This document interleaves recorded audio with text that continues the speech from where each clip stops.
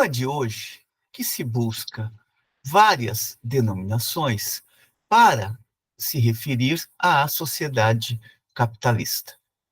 Se fala em sociedade em rede, sociedade pós-moderna, sociedade tecnocrática, sociedade administrativa, gerencial, turbocapitalismo e por aí vai. Esta questão, no entanto, não é recente no interior da sociologia. Nos anos 60, já se debatia se era pertinente continuar falando ou não de capitalismo, ou mesmo se o conceito de capitalismo continuava a ser explicativo. É a partir deste debate que Theodor Adorno escreverá um texto nos anos 60 intitulado Capitalismo Tardio ou Sociedade Industrial. Neste texto, Adorno está polemizando com o debate que estava sendo estabelecido à época no interior da Sociedade Internacional de Sociologia. E o seu texto é o resultado de uma conferência inaugural que ele proferiu no 16º Congresso dos Sociólogos Alemães. Neste texto, Adorno vai colocar não apenas em pauta a questão das terminologias, mas também o que é o capitalismo na fase avançada, portanto, na fase monopólica, na qual a grande técnica de produção se desenvolveu, atingindo cada vez mais consumo de massa e aquilo que eles chamavam por massas, para dizer que esta sociedade era aquela sociedade na qual prevalecia cada vez mais a indústria cultural. Vejamos como Adorno vai apresentar o conjunto de reflexões neste texto. Observará ele, inicialmente, que capitalismo tardio ou sociedade industrial, estas terminologias que se procura empregar, não remetem à questão de termos, mas sim de conteúdos. A questão central é saber se o sistema capitalista ainda domina com o desenvolvimento industrial, então, em curso, e mesmo se o conceito de capitalismo nos estados do capitalismo avançado continuavam a ser pertinentes. Ele observará, por exemplo, que o termo capitalismo continua a ser pertinente, uma vez que aquele tipo de sociedade analisada por Marx não havia ainda sido superada historicamente. Portanto, não se tratava de considerar Marx como ultrapassado. As terminologias, elas poderiam mudar. No entanto, isto não significava que as bases do pensamento marxiano estivessem superadas. Segundo a tese do capitalismo tardio ou da sociedade industrial, o capitalismo passou a ser tão determinado pela técnica que se transformou em uma coisa, em algo bem distinto daquilo que era no século XIX. Daí a questão de saber se era pertinente ainda continuar fazendo a análise em termos de capitalismo.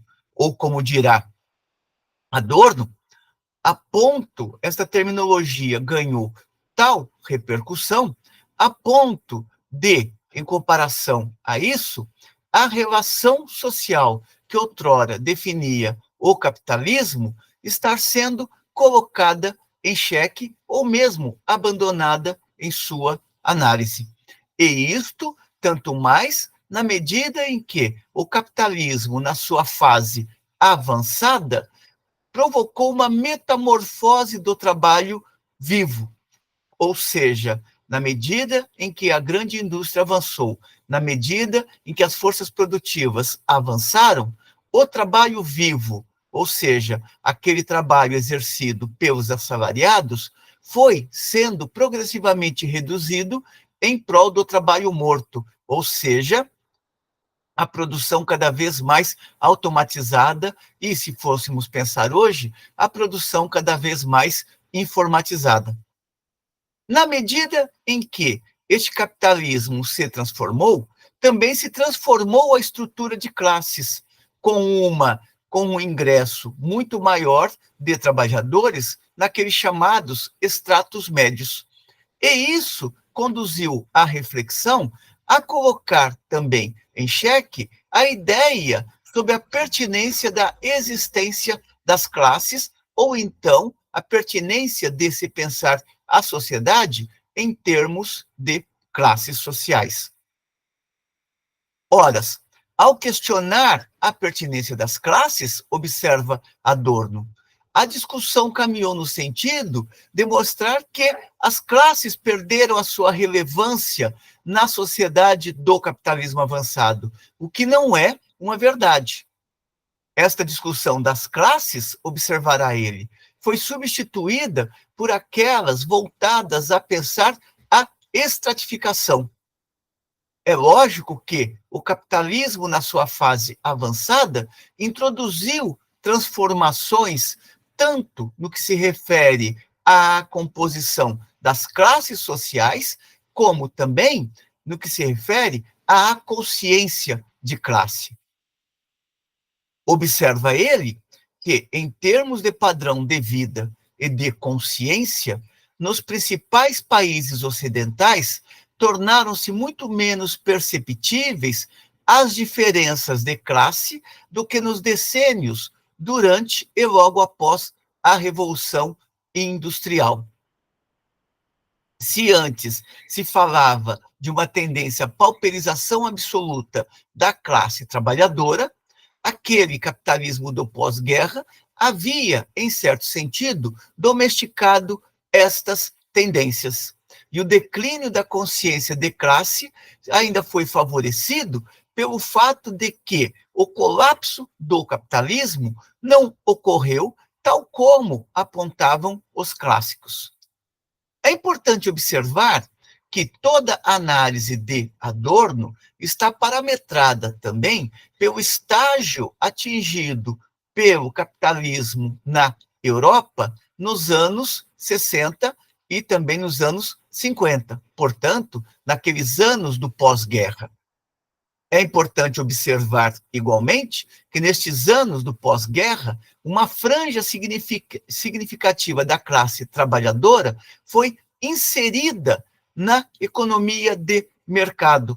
Foi inserida sob a forma de trabalhos mais permanentes, de longa duração e salários mais elevados. Lembremos, por exemplo, um filme dos anos 70 que traz a ideia da classe operária indo ao paraíso, ou seja, entrando na esfera do consumo de mercadorias. Muito da discussão de Adorno, neste momento, quando ele aponta que o capitalismo, durante um bom tempo, havia sanado as suas principais debilidades mais emergenciais, está parametrada por esta leitura conjuntural do capitalismo nos anos 60. Daí ele colocar que, em termos de padrão de vida e de consciência, nos principais países ocidentais, tornaram-se muito menos perceptíveis as diferenças de classe do que nos decênios durante e logo após a Revolução Industrial. Adorno está pensando naquele contexto de implementação das políticas keynesianas e não de implementação das políticas neoliberais, como é o caso da fase mais recente do desenvolvimento do capitalismo no plano mundial. Mas favoreceu também este declínio da consciência de classe, ou este arrefecimento da consciência de classe, o fato de que o capitalismo, ou o modo de produção capitalista, se mostrou muito mais dinâmico e mais elástico do que então imaginavam os clássicos. Quando Rosa Luxemburgo coloca, por exemplo, a discussão reforma ou revolução, ela está dentro de uma conjuntura na qual a perspectiva de uma derrocada da sociedade capitalista ainda era visível. O capitalismo não estava conseguindo debelar as suas principais contradições internas. Outra será a situação do pós-guerra, onde certos mecanismos econômicos foram postos em prática, criando a ilusão de que o capitalismo havia conseguido domar as suas contradições internas e que, portanto, os anos gloriosos poderiam se estender para todo o sempre. Adorno observa que, quando se olha para o capitalismo na sua fase mais avançada, o que se verifica é uma elevação do potencial técnico, portanto, o desenvolvimento elevado das forças produtivas. E, com isso, uma produção imensa de bens de consumo capazes de serem acessíveis a uma boa parte da classe trabalhadora. Aqui ele exagera um pouco, observando que a quantidade de bens de consumo beneficiam todos os membros dos países altamente industrializados, o que não é uma verdade. Ainda que uma franja significativa da classe trabalhadora tenha sido inserido nesta lógica de mercado, daí a ideia de a classe operária vai ao paraíso, é importante observar, como faz Alan Lipietz, ao analisar a crise do capitalismo no pós-70, que aqueles chamados anos gloriosos inseriram neste tipo de economia uma parte da classe trabalhadora, mas não a totalidade da classe trabalhadora. Mas fato é que esta fase nova na qual entrou o capitalismo provocou transformações no plano das relações de classe, da estrutura social e da própria consciência de classe. Observará Adorno os critérios das relações de classe, que a pesquisa empírica gosta de chamar por estratificação social das camadas sociais, segundo o rendimento, o padrão de vida, a formação educacional, são generalizações de dados encontráveis em indivíduos isolados. Ou seja, as pesquisas de estratificação abandonaram também a discussão sobre classe e consciência de classe e passaram a contemplar muito mais dados empíricos referentes aos sujeitos empíricos e não ao conjunto da classe. Em contraposição, o conceito mais antigo de classes, no entanto, tinha um sentido objetivo, enquanto as leituras de estratificação social caminharam para uma apreensão subjetiva da situação concreta dos indivíduos, ou seja, passou a contemplar dados como renda, status e tudo mais, o conceito de classe ele é um conceito objetivo. O conceito de classes tem um sentido objetivo, uma vez que ele é independente de índices diretamente retirado da vida dos sujeitos.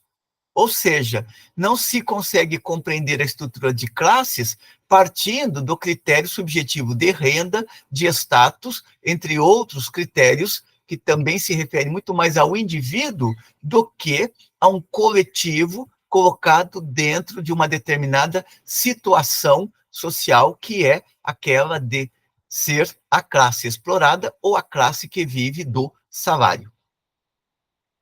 Em contraposição, o conceito mais antigo de classes tinha um sentido objetivo, independente de índices diretamente retirados da vida dos sujeitos, por mais que estes índices também expressem objetividades sociais. Ora, quando falamos de renda do trabalhador ou de critérios de estratificação pelos ganhos, isso é um dado objetivo, mas não se compreende isto a partir dos indivíduos, e sim a partir das próprias relações de classes objetivas que estão estabelecidas em determinado momento. Adorno prossegue observando que a teoria de Marx baseava-se na posição de patrões e trabalhadores no processo de produção. Em última instância, no poder de dispor sobre os meios de produção. Nas correntes hoje preponderantes na sociologia, esse ponto de partida está sendo, ou estava sendo, em grande parte, rejeitado como dogmático. Aqui ele está acentuando mais uma vez como que já nos anos 60, a perspectiva de se abandonar a discussão ou debate sobre as classes já estava em franco curso de desenvolvimento. No entanto, observa ele, abandonar a teoria das classes é abandonar também a possibilidade de compreensão dialética da realidade, ou seja, de compreender como a vida social efetivamente está estruturada e como a vida social efetivamente se movimenta. Dirá ele, uma teoria dialética da sociedade volta-se para leis estruturais que determinam os fatos, que neles se manifestam e que são, por eles, modificadas. Uma teoria dialética da sociedade entende por leis estruturais tendências que decorrem de um modo mais ou menos rigoroso de elementos constitutivos históricos do sistema global. A lei do valor, a lei da acumulação, a lei do colapso do sistema constituíam modelos de Marx para isso. A teoria dialética não concebe o conceito de estrutura como esquemas ordenadores, em que achados sociológicos poderiam ser inseridos de um modo maximamente completo, contínuo e sem contradições.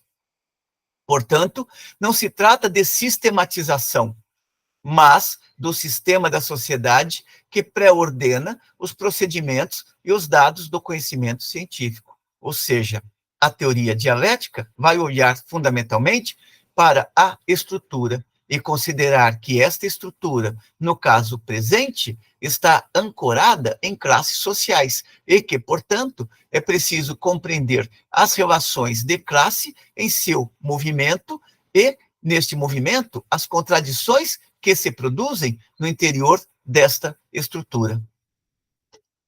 Daí que, para Adorno, quando se pega este caminho, se é obrigado a reconhecer que a dialética não vai divinizar as leis objetivas, mas as critica tanto quanto a aparência de que o individual e concreto já determine aqui e agora o caso do mundo. Ou seja, a dialética é o mecanismo pelo qual se torna possível sair da aparência do concreto imediato e compreender a estrutura da vida social em seu movimento.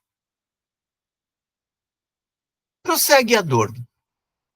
Que nos países capitalistas dominantes não se possa falar de uma consciência proletária de classe, isto não significa, por si mesmo, que desapareceram as classes sociais.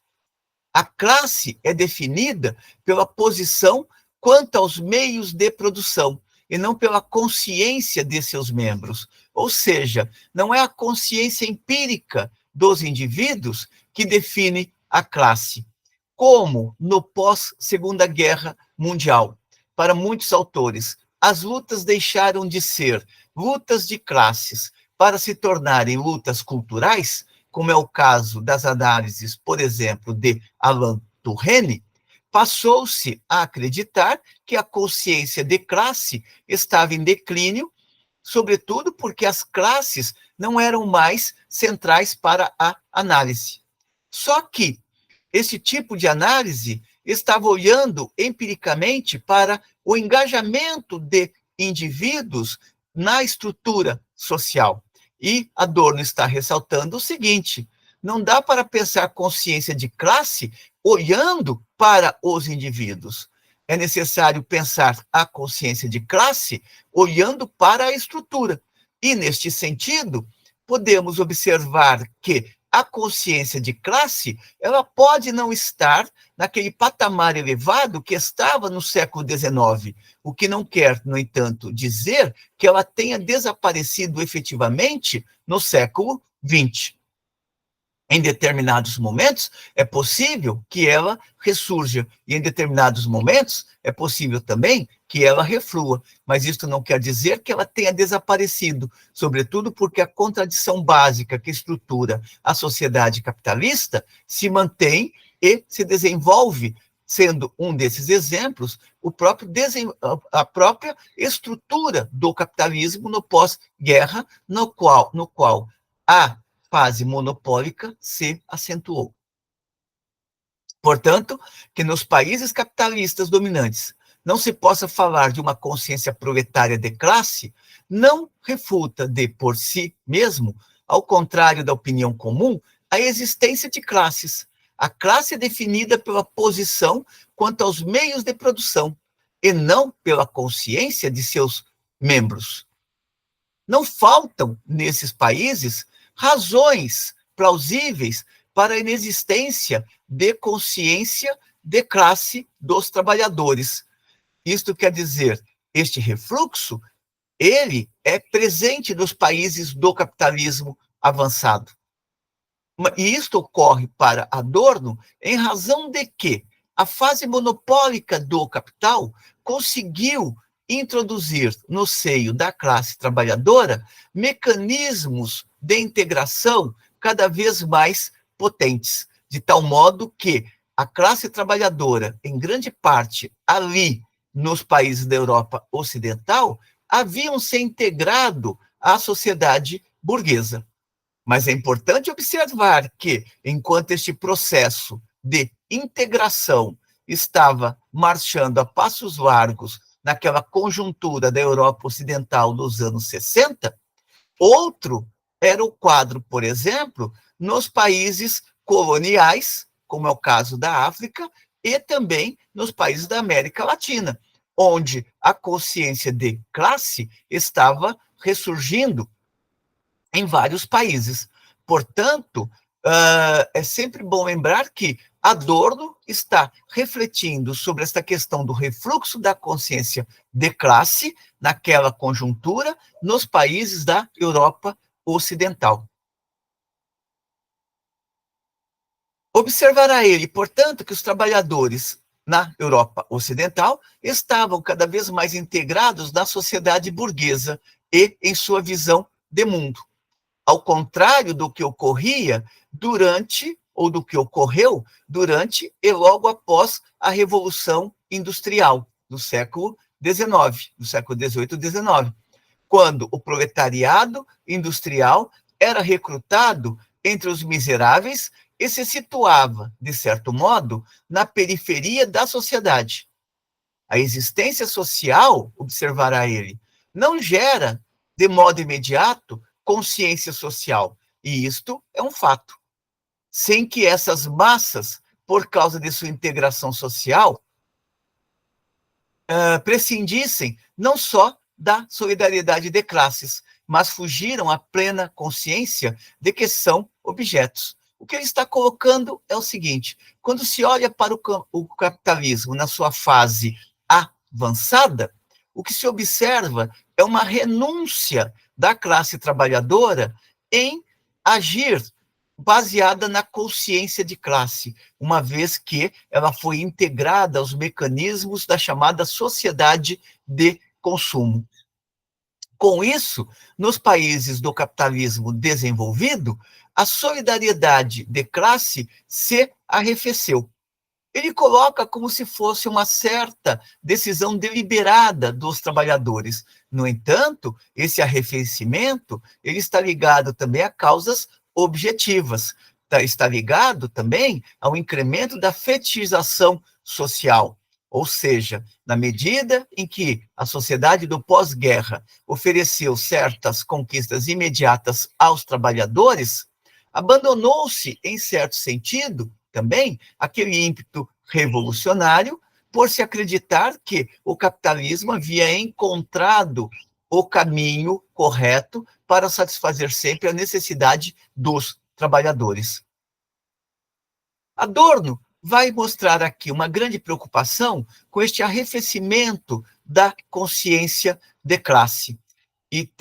Vai reconhecer tanto que a consciência de classe pode ter saltos qualitativos, como também passar por refluxos. No caso dos países do capitalismo avançado, ela estava, naquela conjuntura, em refluxo, pressionada ou impulsionada pelo progresso técnico e mesmo pela reconfiguração do trabalho vivo, ou seja, a automação crescente havia reduzido também o número de trabalhadores explorados ou, como dizia a literatura da época, o número do volume do proletariado, ou então havia burguesado este proletariado. São discussões que estavam presentes nos anos 60, mas que foram também contrariadas nos anos posteriores. É importante observar que o proletariado ele não declinou, ele se estendeu. Hoje, o setor de serviços, ele é regido pela lógica da indústria. E hoje temos também no setor de serviços, por exemplo, um proletariado em expansão. Não é mais aquele proletariado industrial do século XIX ou das primeiras décadas do século XX. É um novo proletariado, mas que continua a integrar o grande conjunto da classe trabalhadora. Favoreceu ainda o declínio destas reflexões em termos de classe, na medida em que a sociologia passou a contemplar muito mais o empírico imediato do que a análise estrutural, favoreceu ainda este declínio da consciência de classe uma vitória do pensamento liberal, ou seja, a teoria liberal se generalizou de tal modo que colocou em xeque a validade da teoria marxiana. Observará neste sentido Adorno. A atual carência de uma teoria objetiva do valor não é condicionada apenas pela doutrina econômica, que quase desfruta do monopólio acadêmico hoje. Ela remete à proibitiva dificuldade para fundamentar objetivamente a constituição de classes sem teoria da mais-valia, ou seja, a preponderância da teoria liberal também contribuiu para um refluxo da teoria marxista, de tal modo que questão central, como a da mais-valia, do trabalho produtivo e improdutivo, acabaram entrando no esquecimento. E Adorno está colocando o seguinte: sem pensarmos a teoria do valor, sem uma teoria da mais-valia, é impossível pensar ou refletir sobre a sociedade adequadamente. Prossegue Adorno. Quadro distinto era aquele que Marx encontrou. Para Marx, foi muito mais fácil combater o pensamento liberal no século XIX do que seria combater o pensamento liberal no século XX. Dirá ele, Marx teve maiores facilidades à medida que na ciência estava à sua disposição o sistema desenvolvido do liberalismo. Ele só precisava perguntar se o capitalismo, em suas próprias categorias dinâmicas, correspondia a esse modo, para, através da negação determinada do sistema teórico que lhe era apresentado, gerar, por sua vez, uma teoria imanente ao sistema. Entre mentes, a economia de mercado já está tão questionável que ela zomba de qualquer confrontação desse gênero, ou seja, a teoria liberal, ela ganhou tamanho espaço no interior da vida social que ela caminha no sentido de ridicularizar as conquistas estabelecidas por Marx, de tal modo a apontar que aquela teoria já não teria mais sustentação naquela fase atual do capitalismo. Predomina, com isso, cada vez mais, o terreno da irracionalidade no campo da teoria, que se une à irracionalidade da própria estrutura social, que cria cada vez mais bloqueios para que se pense criticamente a vida em sociedade ou a vida social no capitalismo avançado. Para Adorno, quando olhamos para o capitalismo no século XX, observamos que houve não apenas uma regressão no terreno da teoria, mas também uma regressão no plano do pensamento crítico e no plano da consciência de classe. Os novos mecanismos de dominação desenvolvidos pela sociedade do capitalismo avançado, aquilo que a literatura começava a chamar por capitalismo tardio, exerceu um forte impacto sobre as individualidades. A dominação sobre seres humanos, observará Adorno, continua a ser exercida através do processo econômico. E esse processo econômico se aprofundou nas subjetividades, de tal modo a dominar cada vez mais corações e mentes, portanto, as consciências, subordinando a grande massa. E aqui ele não está trabalhando com a ideia do proletariado, especificamente, e sim com a ideia da grande massa, subordinando a grande massa aos parâmetros daquela sociedade que estava se constituindo, ou seja, daquela sociedade dominada pela técnica, pela tecnologia. Lembremos que esta é uma preocupação recorrente nos autores dos anos 60. Encontraremos também uma forte atenção à questão do desenvolvimento das forças produtivas nos estudos da sociologia francesa dos anos 60. Lembremos, por exemplo, Henri Lefebvre e as suas discussões a respeito da vida cotidiana no mundo moderno. Isto, no entanto, embora a tecnologia, a técnica tenha penetrado cada vez mais nas relações sociais, isto não muda, no entanto, o caráter essencial do capitalismo, observa Adorno. A muito discutida questão relativa ao Managerial Revolution, Revolução dos Executivos, referindo-se à suposta passagem do poder dos proprietários jurídicos para a burocracia, é uma questão secundária em relação a isso.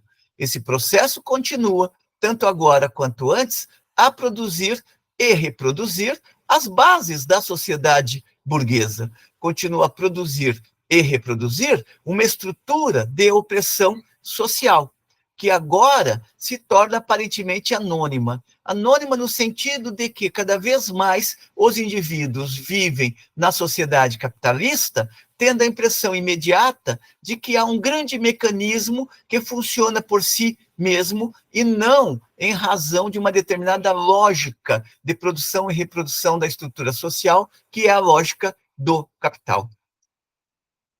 Se a teoria da miséria crescente não foi demonstrada à la lettre, ela se confirmou, porém, no sentido não menos assustador de que a falta de liberdade, a dependência em relação a um instrumental que escapa à consciência daqueles que dele se utilizam, estende-se universalmente sobre os homens. Ou seja, conseguiu-se avanço do ponto de vista das condições materiais imediatas, mas este avanço foi acompanhado por uma degradação dos graus de consciência, dos graus de reflexão, portanto, da ampliação possível da liberdade reflexiva dos seres sociais. A tão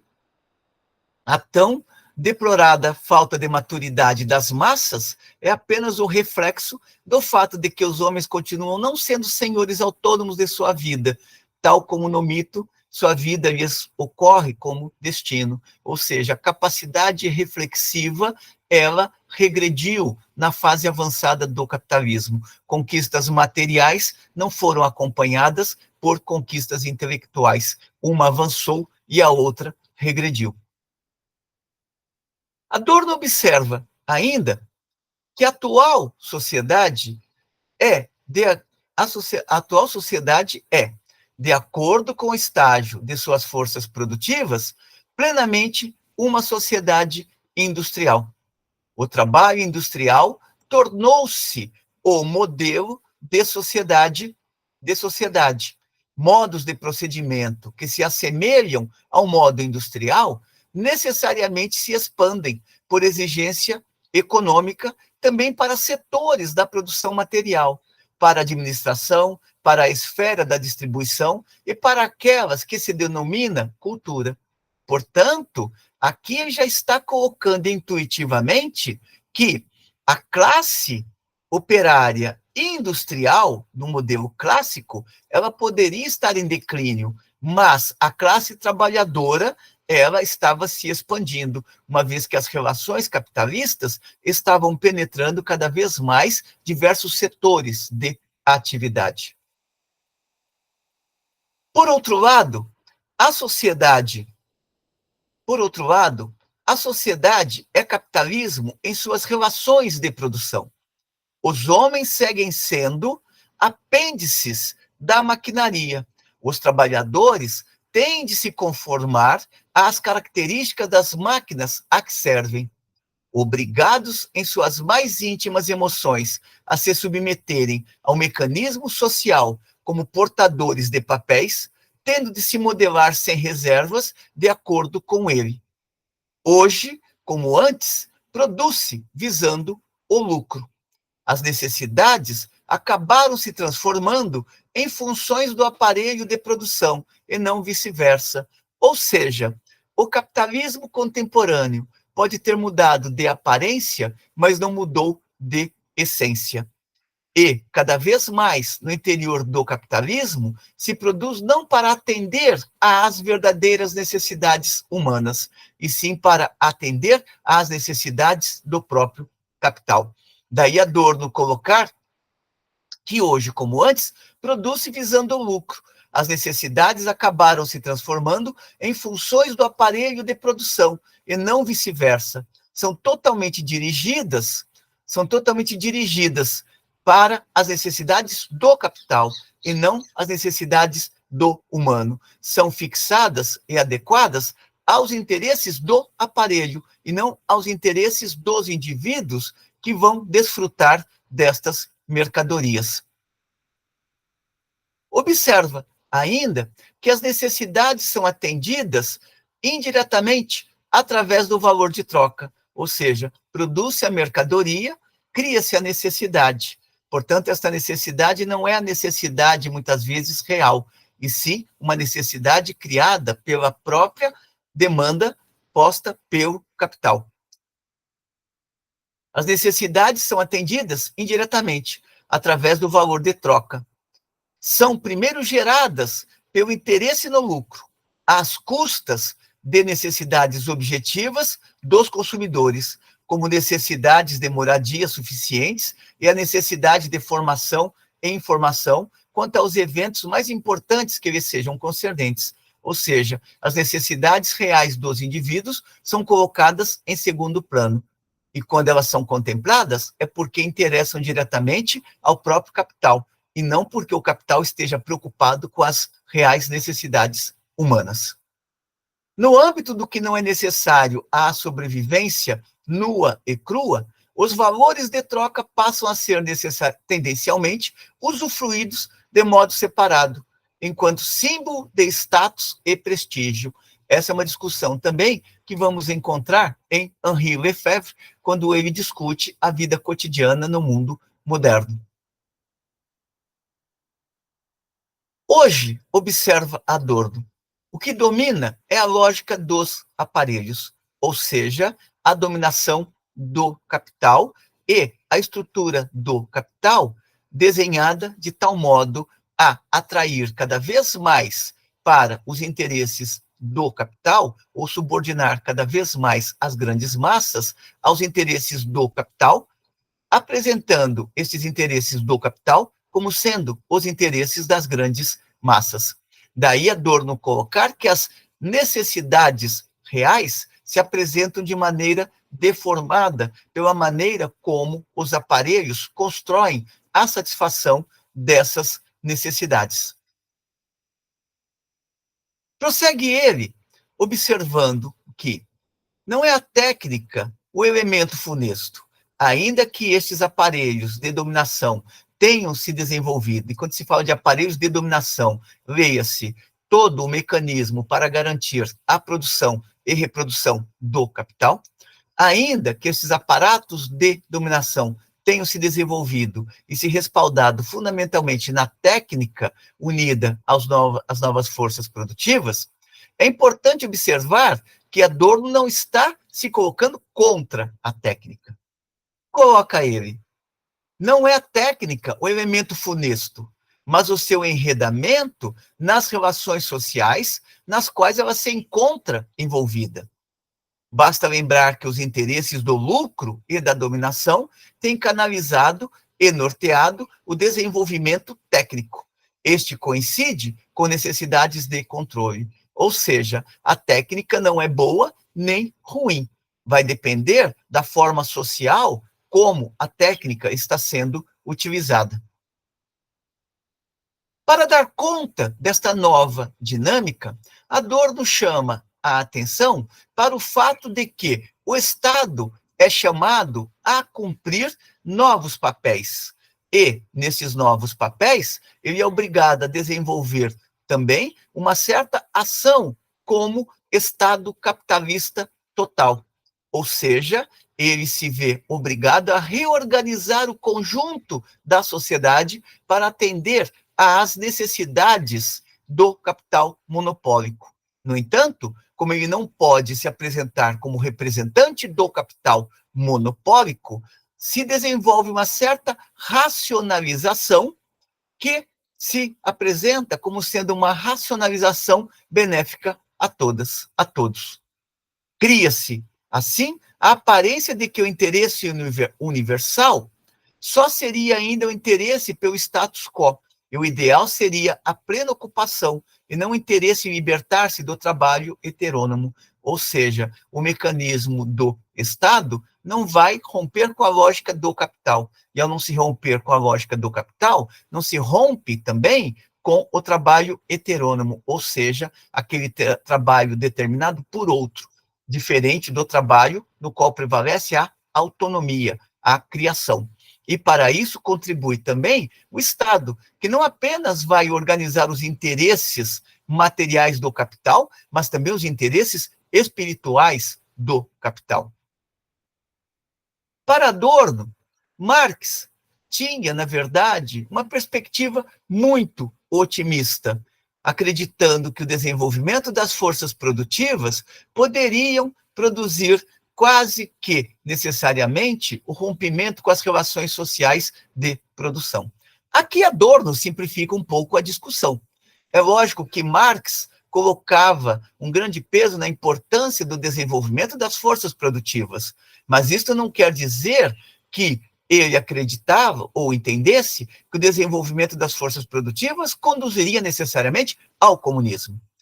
É em razão disso que vamos encontrar também em Marx uma reflexão a respeito de sindicatos e partidos como formas de organização da classe trabalhadora para se apossar das forças produtivas e reconvertê-las em forças produtivas que atendem diretamente às necessidades reais e não imaginárias. As relações de produção para sua autoconservação, observa Adorno, continuaram a submeter a si as forças produtivas deixadas às soltas. Ou seja, depois de falar do otimismo de Marx, Adorno ressalta como que estas forças produtivas tenderam a se aprofundar no capitalismo moderno.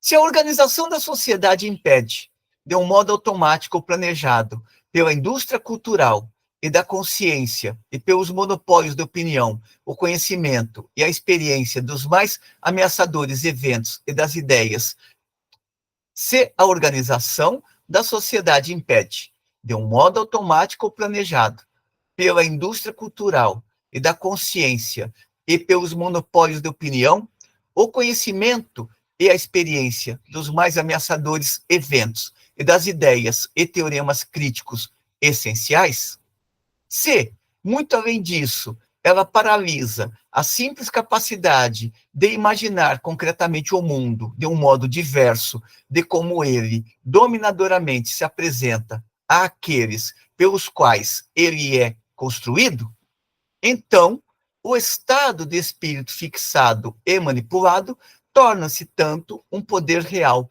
um poder de repressão, quanto outrora o oposto da repressão, o espírito livre quis eliminá-la. Ou seja, nem o período iluminista conseguiu produzir a liberdade, o pensamento autônomo, e muito menos o capitalismo, na sua fase atual, conseguirá produzir isso. Para Adorno, mais do que nunca, as forças produtivas estão sendo mediadas pelas relações de produção capitalistas, responsáveis pelo fato de que os homens estão cada vez mais condenados a passar fome em grande parte da terra. As verdadeiras necessidades humanas são deixadas de lado pelo capitalismo quanto mais ele se desenvolve. O julgamento das necessidades corretas e falsas teria de ser feito, observa Adorno, de acordo com uma visão da estrutura geral da sociedade, com todas as suas mediações. O fictício que hoje deforma todo e qualquer atendimento das necessidades é inconscientemente percebido sem questionamentos. Provavelmente contribui para o atual mal-estar da cultura, ou seja, a sociedade se desenvolve, mas o potencial crítico para a sua compreensão está, em grande parte, obstruído. Adorno observa ainda que dificilmente as relações de produção poderiam afirmar-se de um modo tão pertinaz sem o apocalíptico abalo de novas crises econômicas, se uma parte desproporcional do produto social não fosse desviada para a produção de meios de destruição. Aqui ele está mostrando também um debate que havia nos anos 60, o que sustenta a possibilidade de desenvolvimento do capitalismo e atendimento de certas necessidades primárias das massas é a indústria das armas, é o poderio militar. Para Adorno, o que se tem é o desenvolvimento de uma sociedade na qual a irracionalidade é cada vez maior. Os métodos dirigistas com os quais as massas são mantidas sob controle pressupõem concentração e centralização deste domínio dos aparatos sobre os indivíduos. Pressupõe tal concentração e centralização que não tem só o seu lado econômico, mas também o seu lado tecnológico, como se poderia demonstrar nos meios de comunicação de massa, nos quais a tecnologia permite que a escolha e apresentação da notícia e do comentário, a partir de poucos pontos, sejam suficientes para tornar homogênea a consciência de inúmeras pessoas.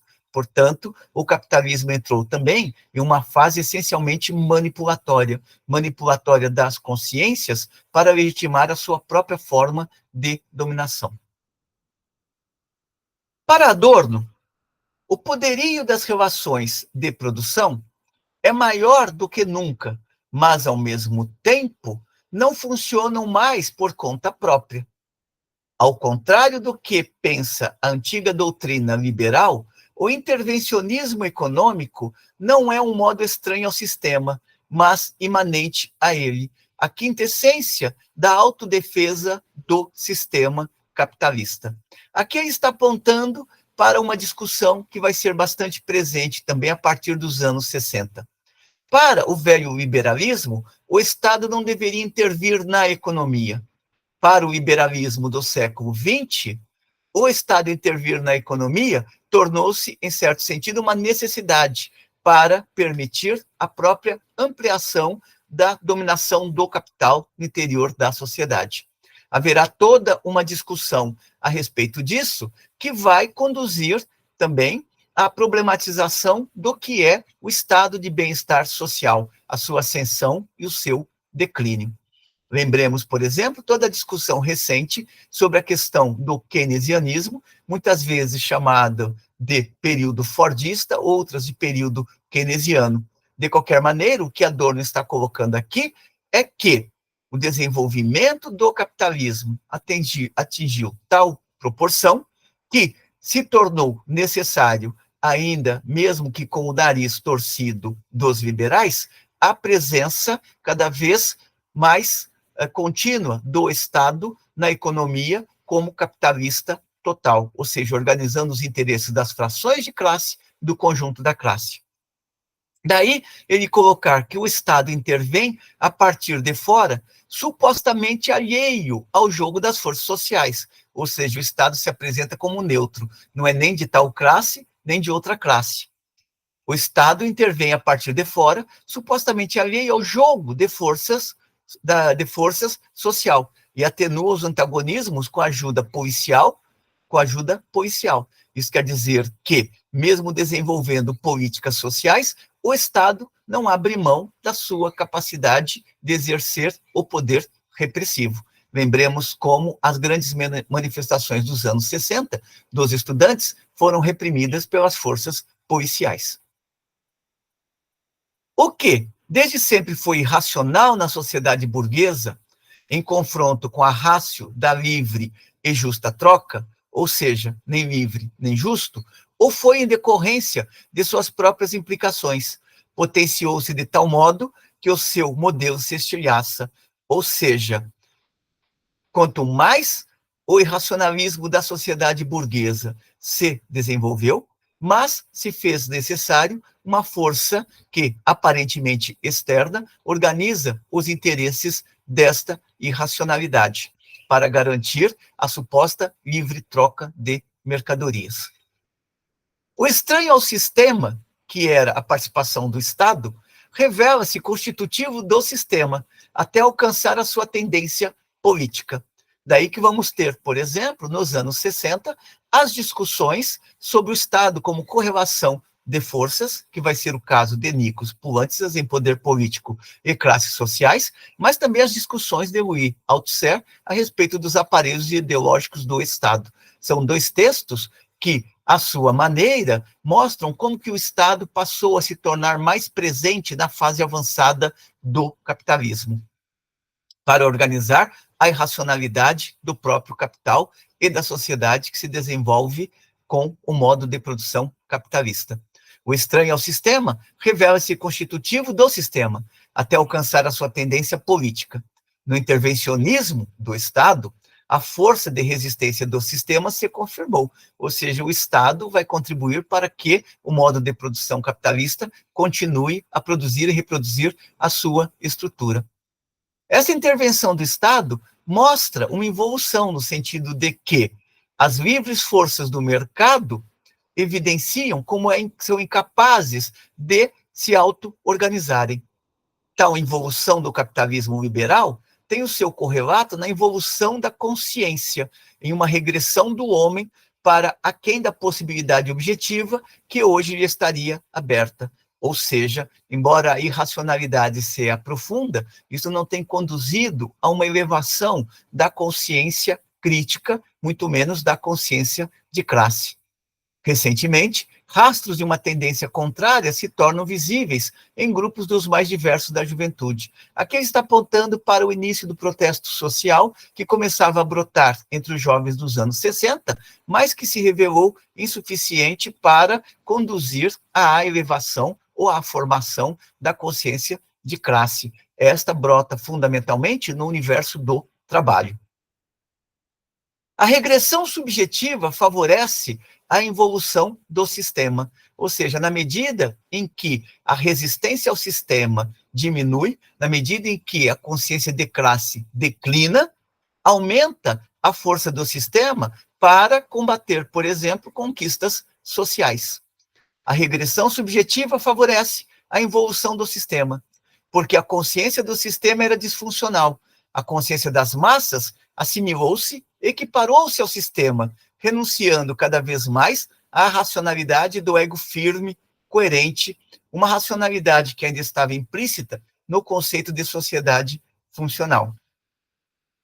A falsa identidade entre a organização do mundo e os seus habitantes, mediante a total expansão da técnica, acaba levando à reafirmação das relações de produção, cujos beneficiários, entre mentes, se procura de modo quase tão frustrante quanto os proletários se tornaram invisíveis, ou seja, o modo de produção capitalista aprofunda suas estruturas fetichizadoras, com isso, alimenta a tendência a uma regressão da consciência de classe e mesmo do potencial crítico nas consciências individuais. E com isso, está aberto o caminho para que conquistas obtidas pela classe trabalhadora no interior do modo de produção capitalista passem a ser alvo também de combate e de implementação de regressões, como é o caso dos esforços contínuos para a destruição dos direitos sociais.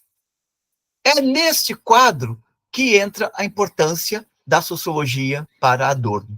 E ele conclui apontando para a grande tarefa da sociologia. A sociologia, se a sociologia deve realizar alguma coisa daquilo em função do qual ela uma vez foi concebida, então depende dela contribuir com meios que não sucumbam ao caráter universal do fetiche, para que este feitiço seja quebrado. Mas a sociologia que ele está pensando é uma sociologia que não abandona a problemática das classes, e sim insere a questão das classes no quadro contemporâneo do próprio desenvolvimento do capitalismo. Este texto de Adorno é extremamente rico, salvo aqueles elementos conjunturais que ele apresenta. Espero que tenham gostado do texto aqui apresentado. Como sempre, encaminhem suas considerações positivas ou negativas, que de nossa parte continuaremos aqui em nosso compromisso de resgatar os clássicos, buscando, com isto, contribuir com as jovens gerações de estudantes e com as jovens gerações de pesquisadores. Até uma próxima.